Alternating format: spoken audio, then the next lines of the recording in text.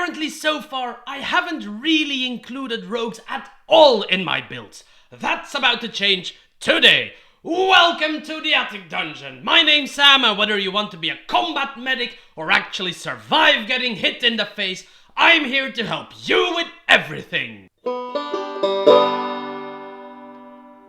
If you think me finally making rogue builds is good, then press the subscribe button. If you think it's actually shit, press it anyway so you will be warned when I make other videos about topics that you actually like. So, rogues. I don't tend to play the squishy stabbers a lot, which might be why I keep forgetting about them when making builds. To compensate for that, today's episode is focused on taking rogues to places they're not really supposed to be. Then again, isn't that what they do anyway? As per usual, I'll be presenting two builds and we'll take them all the way up to level 8. Usually I go over common ground here, but that is going to be very limited, read non-existent, because the builds today don't really share a theme other than being a rogue. If you're really looking for a theme, we're making rogues do things other than just stabbing people and nicking people's stuff. Our first rogue build will give our favorite scoundrel some fair healing capabilities without multiclassing, and you will be able to heal someone and shank another bloke in the back in the same turn. I love it already. The build will come online by 4th level. You can make it come online 1 level earlier by playing a variant human, but you do need your subclass feature to do both the healing and the stabbing anyway, so it might be worth waiting the level and actually playing a race you want to play and not play very human because you just want feats everywhere. Don't do it. We won't be able to heal from a distance, so I encourage picking a race with some form of enhanced mobility. Elves have increased walking speed, Lightfoot halflings can move through enemies to reach their target, but they do have a slightly lower speed. But to really go for it, we'll be taking a race that is the pinnacle of mobility, the Aarakocra. Welcome to the Medicopter build. A small side note before we delve into the specifics, our Aarakocra bird folk can be considered a bit overpowered at the lower levels because of their ability to fly 50 feet. Check with your dungeon master beforehand if you're starting from level 1 or 2 so that they can actually prepare for you flying about like an idiot the entire time and they don't just prepare melee enemies all the time.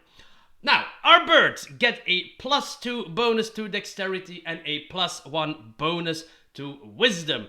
The dexterity obviously is a really nice bonus to have as a rogue, and the wisdom fits the healer theme a bit since the medicine skill is wisdom based. Even though we won't really need the skill, we're going to pick it up anyway thanks to our background because it's just a nice thematic fit for the build. It can help you analyze some wounds before you slap on the right medicine. Now, rogues generally have great freedom when it comes to their ability scores, and they basically only need dexterity to function and a little bit of constitution so they don't get one shot at every fight. I'll be adding a fair amount of wisdom to the build for flavor's sake, but one could also argue that a medic needs intelligence to do his job. Do what you want. Using point buy, I got 10 strength, 16 dexterity, 14 constitution, 10 intelligence, 14 wisdom and 10 charisma. No negative skill modifiers or no negative saving throws. Huzzah! I took the Far Traveler background because, as I already said, it allows me to pick up any bonus skill. Obviously, I pick up the medicine skill to fit the theme. Heck, for the sake of it, I even took expertise in it with my level 1 rogue features. The other one I took was stealth because you are still a rogue and now you can be a stealthy Medicopter. At level 1, we do end up with a pretty standard stabby rogue. We have pretty great perception and we can stab things like any other mugger on the block. Being an Aarakocra, you can of course take to the skies and start shooting arrows at people. That is going to be good fun until your dungeon master fields an entire army of archers just to mess you up. Level 2 gives us cunning action. Now we can dash, hide and disengage as a bonus action. I do really love this thing. It gives rogues quite a few options on the battlefield, though hiding while flying is probably not going to work. Level 3. We're getting there. Time for our subclass. There is going to be no greater rogue healer than the thief. Yes, you heard me right. The fast hand abilities, ladies and gentlemen. That's what we're here for. It allows us to use an object as a bonus action, and that will be the key to our success. You better start stocking up on a few healer kits as well. For now, you can only use those to stabilize someone, be it as a bonus action instead of as an action, but that will change at level 4. Yes, at level 4 we pick up the healer feat. This feat allows us to do 2 things. If you use the kit to stabilize someone from now on, you will also restore 1 hit point. Huzzah, you've rendered them conscious again, they can continue and fight. A bit more interesting though is that you can now also expend the healer's kit charge to heal someone for 1d6 plus 4 plus the maximum number of hit dice a creature possesses. Now that is a complicated way of saying equal to the total level of the character, but that's because monsters and NPCs don't have levels, they do have hit dice. So basically at level 4 you can heal one of your other level 4 party members for 1d6 plus 8, which is pretty decent. If you heal someone of a higher level, the bonus will increase as it depends on their amount of hit dice, not yours. The downside to this trick is that a person can only be healed this way once per short or long rest. Still, it is a fair chunk of healing and it's a bonus action thanks to our thief subclass. That means you can fly 50 feet to someone in need of your help, because yay wings, you can bonus action heal them for anywhere in between 9 and 14 hit points and then stab whatever is next to them, quite possibly gaining your sneak attack because one of your allies is next to you. All in a day's work for the Medicopter. Now, considering that we will have an average of 31 hit points ourselves at this level, this is actually a really decent amount of healing. It's 25% or up to 40% of our total 8 hit points at this level. And since it does scale with level, it will always have some relevance. At level 20, this heals for 1d6 plus 24, and our rogue will have 143 hit points at that level if you don't increase your constitution. So it's more like a 20% heal at that point, but then again, how many campaigns actually take place in the upper tier, am I right? And for the lower levels, it's going to be a great healing value from a character of whom no one is expecting them to actually heal. The next levels are pretty standard, but that's okay. Our Medicopter is out and about saving people's lives. Level 5 though gives us a nice way of saving our own life with the uncanny dodge feature, allowing us to use our reaction to halve any damage taken from an attacker that we can actually see. At level 6, we get 2 more expertises in skills. Go ahead, make your flying doctor into a really great skill monkey as well. Level 7 gives you more survival with evasion, making our already really good dex save even better. Namely, when you make a dex save, you take no damage on a successful save and half on a failed one, as opposed to full damage on a failed save and half on a successful one. So Fireball is now your bitch. Level 8, I suppose most of you will want to increase your dexterity here. You don't have that many attacks as a rogue, so it is pretty vital that you land the 1 or 2 attacks that you have per turn. It also ups your armor class, your dexterity save, and your initiative by 1, so that is actually really good. And there you have it, the Medicopter at your service. You are a very capable rogue, stabbing things left and right while saving party members in a pinch. Are you capable of replacing a life cleric? No. But you don't need to. I've said it numerous times that in 5e you don't need a tank healer DPS setup in your party. You can play any composition you want or share roles across different characters. Maybe there's a ranger in your party that has cure wounds and he just needs some help from another healer. Kabam! Now both of you get to kill stuff while still being quite capable healers. Our second build will see our rogue taking to the front lines and basically fulfill the role of a tank. having very decent survivability and bringing some crowd control to the table. Yes, I'm building more tanks, don't judge me, I like surviving on the battlefield. Being the tank and only having a D8 hit die implies that we would really like to have 16 constitution to start with. Stout halflings offer just what we want: dexterity, constitution, and some nice resists to fear and poison. Halfling luck is also really good. Rerolling ones is always good stuff and can turn a potential shitstorm into a crit storm.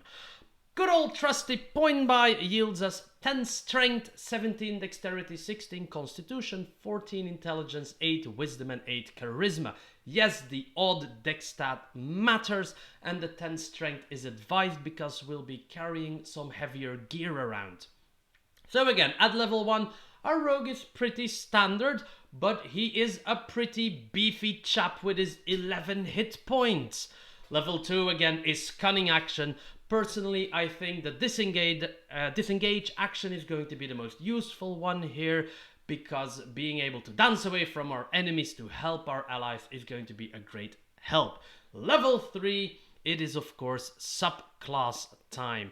The 14 intelligence might have spoiled it a bit, but we're grabbing the arcane trickster subclass here. Spells are a great way of controlling our enemies, especially since rogues specialize in illusions and enchantments, and those are really great for controlling enemies, which is also why this chap might yield better control than, let's say, an Eldritch Knight, because don't forget, about 80% of the spells that you have to take with your arcane trickster have to be from the illusion and enchantment schools. Occasionally you can grab something else, but most of the time you have to choose from those schools, and they excel in control.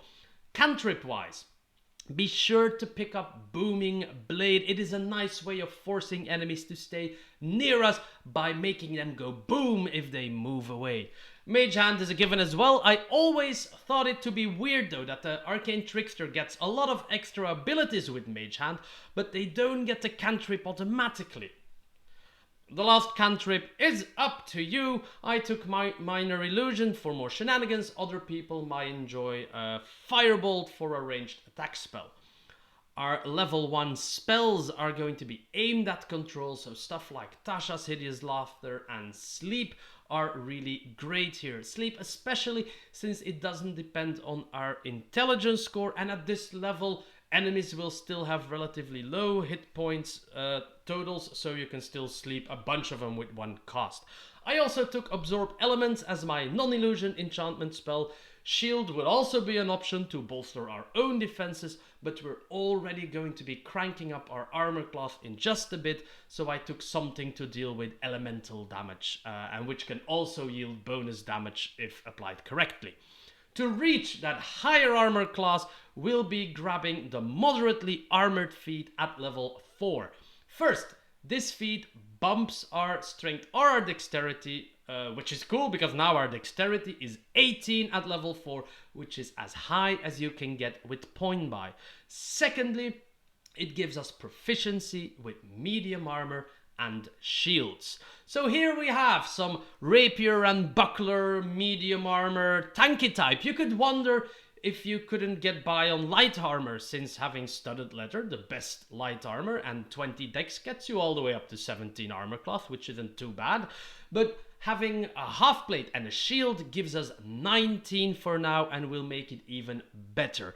Half plate will give us disadvantage on stealth checks, but you could counter that with an expertised stealth skill, or grab the lighter armor that gives you one less armor class but no disadvantage. But to be honest, don't worry too much about that. The disadvantage is not here to stay. You also get an extra illusion / enchantment spell at this level. I took Disguise Self for some more out of combat utility, and sticking true to the infiltration stereotype that rogues tend to carry with them. Level 5 gives us Uncanny Dodge again, just like in the previous build. It's a great way to reduce any damage that might pass through your armor class or absorb elements. Level 6 gives you expertise in 2 more skills. As I've said, rogues really are good skill monkeys. Level 7 will again enhance your deck save. This is a lot of stuff that is the same as in the previous build. Rogues don't really get a lot of super unique stuff at these levels, it's just standard rogue stuff. But you also gain access to level 2 spells here. Hold Person and Phantasmal Force come to mind as great control options, and Mirror Image if, despite all of our tankiness, you're still looking for more survivability. If you want to get some more damage out of your level 2 spells, I can highly advise Shadow Blade.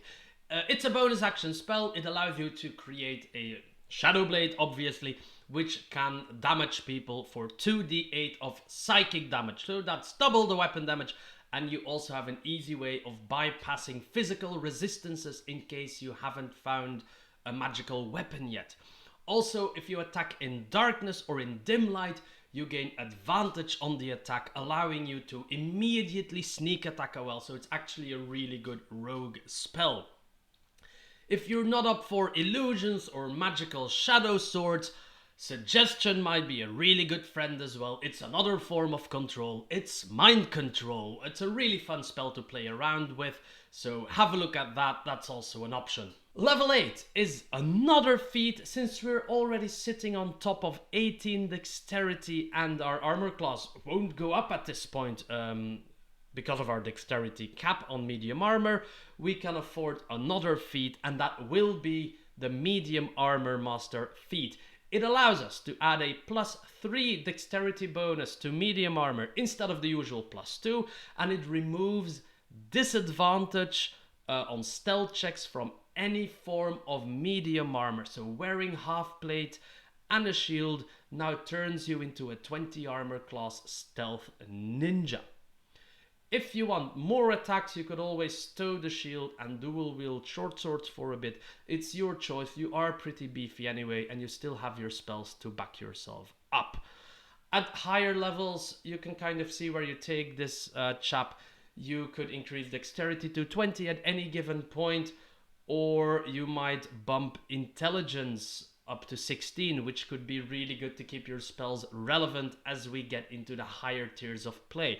Whatever you will do with this guy, I have given you a very solid frontliner rogue, whoever said that tanks can't sneak attack. And there you are, two perfectly viable rogue builds that allow the rogue to do maximum stabbage while still bringing some form of utility to the battlefield as a healer or a tank.